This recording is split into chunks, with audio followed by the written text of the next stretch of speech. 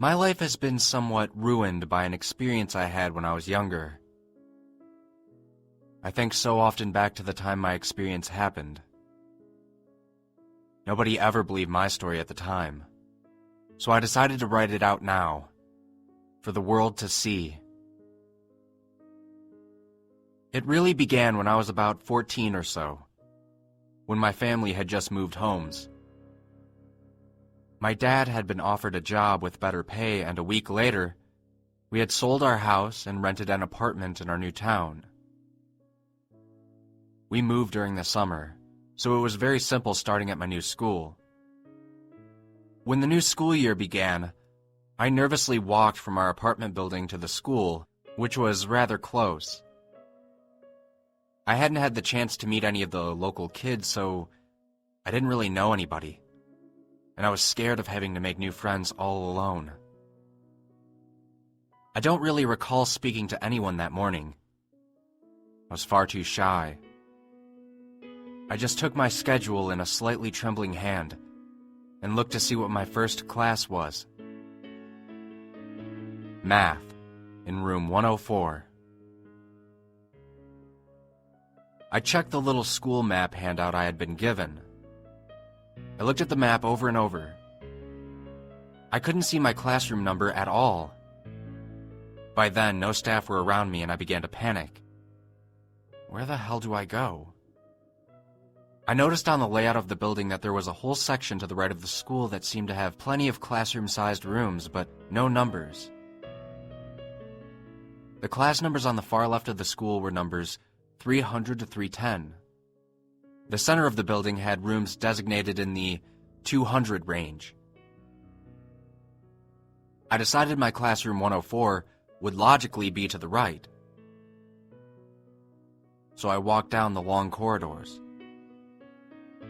Most of the other students were not new, and so they had already made it to their classes whilst I contemplated my map. Because of this, the corridors were now deserted. In retrospect, I should have just found the help desk and asked them to give me directions, but I was so shy I'd rather try and do it on my own.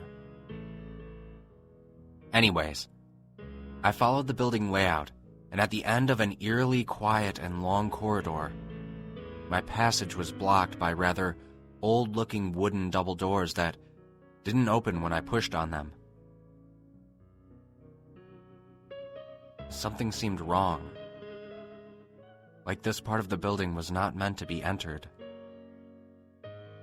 I played with the idea that someone had accidentally shut them, or maybe I just wasn't pushing hard enough. So, I rammed into the doors with my shoulder, and with a scraping sound of metal on wood, they opened. I realized then that I had broken the bolts on the other side of the door, which were brittle with rust. Horrified at having broken a door lock on my very first day, I was about to turn around and run from the scene, and just ask someone to help me find my class. I obviously shouldn't be in this part of the school. The new corridor was old and dusty. The lockers were all hanging open and unused. A faint smell of mold hung in the air. As I turned, I noticed the numbers painted on the glass windows of the doors along the corridor. The one closest to me read 100. Perplexed, I checked my schedule again to assure myself that I had read my class number correctly. It was very clear. My room was 104. And just along this corridor, apparently. I began to walk slowly, looking into the windows of each class I passed. 100. Empty. 101. Empty. 102. Empty, except for a plastic skeleton hanging in the corner by a pile of yellowing student lab coats. Still, it was enough to make me flinch. As I checked 103, which was empty, of course, I heard the voice of an adult man coming from the room opposite. Room 104. I peeked through the window. Full. Except it wasn't what I expected to see. Sure, there was a teacher wearing a worn brown suit with a blue necktie, and there were students, all focused on this teacher sitting apart from one another on old-fashioned wooden desks. What made me pause for a brief moment was what they were wearing. Kids didn't dress like that anymore. It looked like a classroom from an old film or show.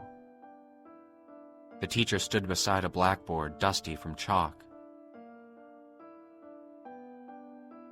Despite this oddity, I knocked on the door.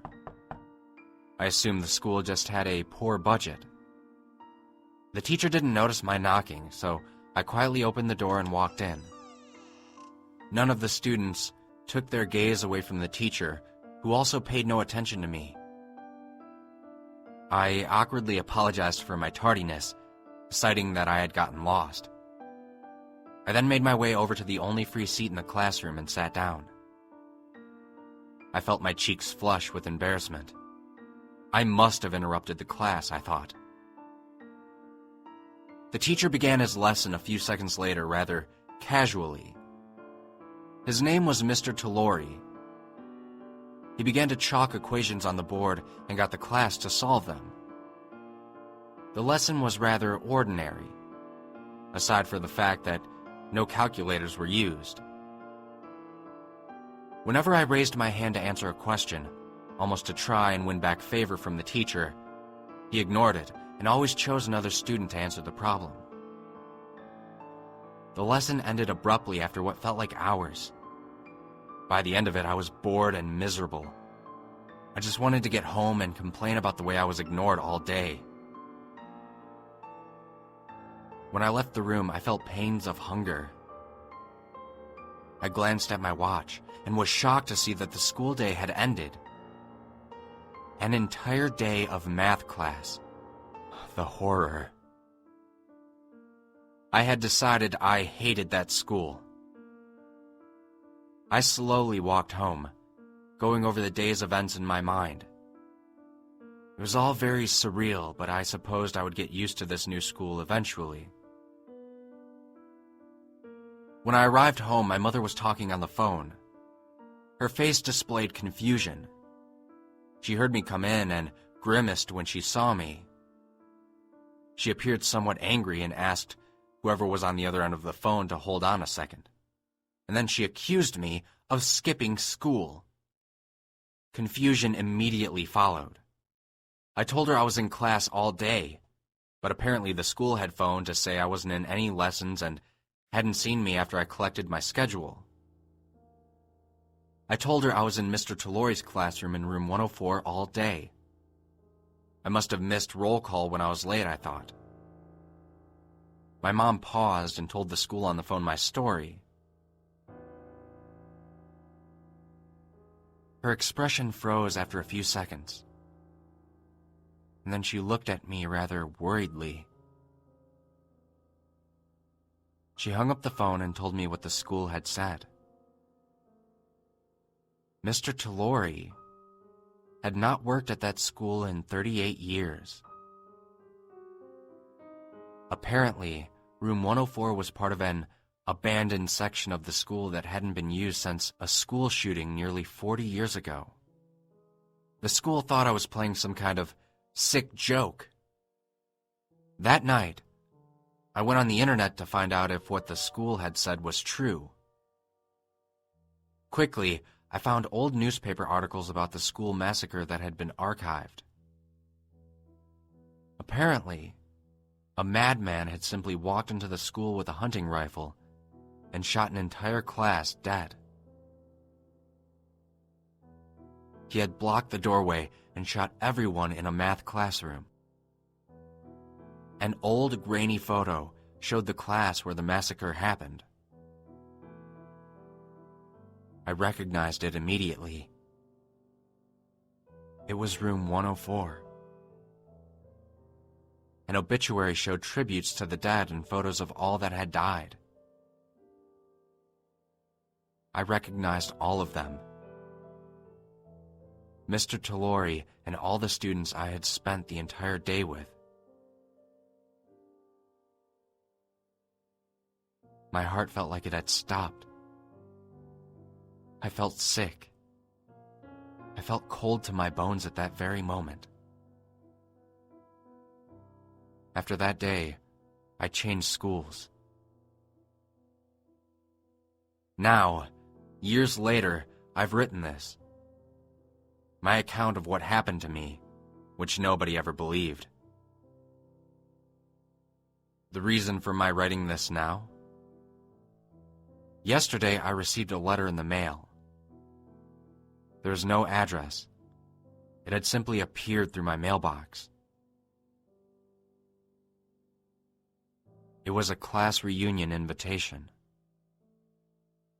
And it was signed by my old math teacher, Mr. Talori.